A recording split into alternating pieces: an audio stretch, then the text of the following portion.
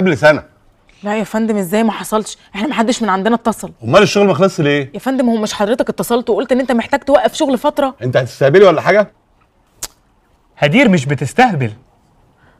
بجد شكرا ان انت بتدافع عني، شكرا انك في ظهري. انا جنبك طول العمر. في ايه؟ ما نجيب 2 ليمون بقى ونقعد نحب ببعضينا. هات لنفسك، انت متعصب. انت هتتصرف؟ يا فندم في ايه حضرتك؟ يعني هو بيحاول يهدي الجو مش اكتر.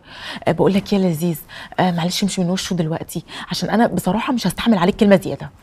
اوكي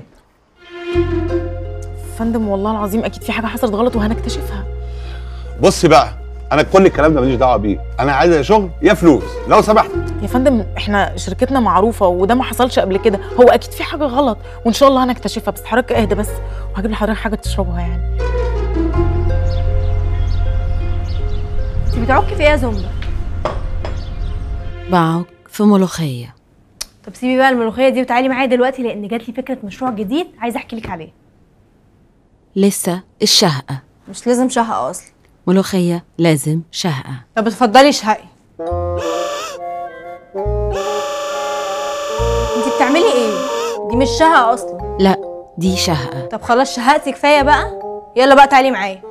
لسه ما اتشهقتش كفاية. ولا هتشهق اصلا. انت ليه مستنيه رياكشن من الملوخيه على الشهقه بتاعتك؟ يلا يا زنبه بقى تعالي معايا الجزي.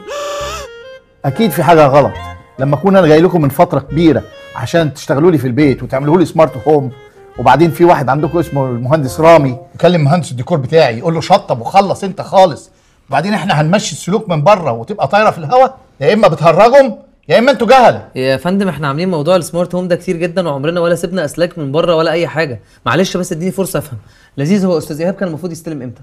من شهر واسبوعين و4 ايام و3 ساعات. خلاص يا لذيذ خلاص. بص يا استاذ ايهاب، انا هعين لحضرتك اشطر واكفأ مهندس عندنا في الشركه هو اللي يخلص لك بيتك. المهندس علاء فين يا لذيذ؟ اكيد هو كمان بيلعب. مش بيلعب، علاء في السخنه. في السخنه؟ الشركه دي مش نافعه، انا مش عارف ازاي انا بتعامل معاكم. يا فندم اديني يومين بالظبط والموضوع ده هيكون خلصان. لما نشوف. ان شاء الله خير، مع السلامه. لما اشوف البيل اللي بيأجز وسايبني في القرف ده لوحدي.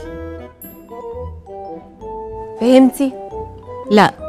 يوه لسه هشرح تاني. 9. انت ما شاء الله عليكي في الردود الزفت سريعه قوي، ان ما حد يجي يطلب منك طلب ولا اي حاجه تعملي فيها عبيطه وتهنجي بسرعه. بصي يا زنبه، في ترند جديد عن اللبس الريسايكل. تعرفي ايه هو اللبس الريسايكل؟ الملاك